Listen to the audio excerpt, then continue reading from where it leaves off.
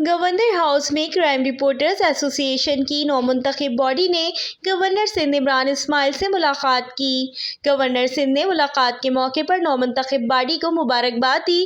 C R اے کے وفد نے اپنی سفارشات گورنر سندھ عمران اسماعیل کو پیش کی، جس میں ہیلتھ کارڈ، کرائم رپورٹرز کی انشورنس اور وزیر اعظم ہاؤسنگ اسکیم میں گھر کے حوالے سے بات چیت کی گئی۔ گورنر سندھ نے سی آر اے کی سفارشات سے وزیر اعظم پاکستان عمران خان کو آگاہ کرنے کی یقین دہانی کرائی۔ انہوں نے وزیر اعظم کی معاون خصوصی ثانیہ نشتر سے بھی اس حوالے سے بات کرنے کی یقین دہانی کرائی۔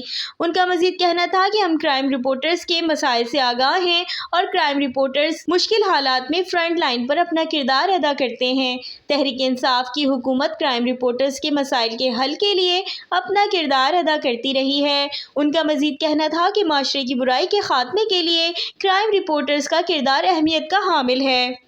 اس موقع پر اپوزیشن لیڈر علیم عادل شیخ نے کہا کہ کرائم رپورٹرز اپنی جان کو خطرے میں ڈال کر اپنے خدمات انجام دیتے ہیں۔ اس موقع پر سی آر اے کے صدر راؤ عمران، نائب صدر عامر مجید، secretary Taha Obeidi, joint secretary مونس سراج، سلمان لودھی اور انفارمیشن سیکریٹری خرم گلزار موجود تھے، جبکہ گورنر باڈی کے ممبران میں اکرم قریشی، عبد الرحمان فاروقی، فیاض یونس، کامران جلیل، فیضان، سالک شاہ اور مطلوب بیگ بھی موجود تھے۔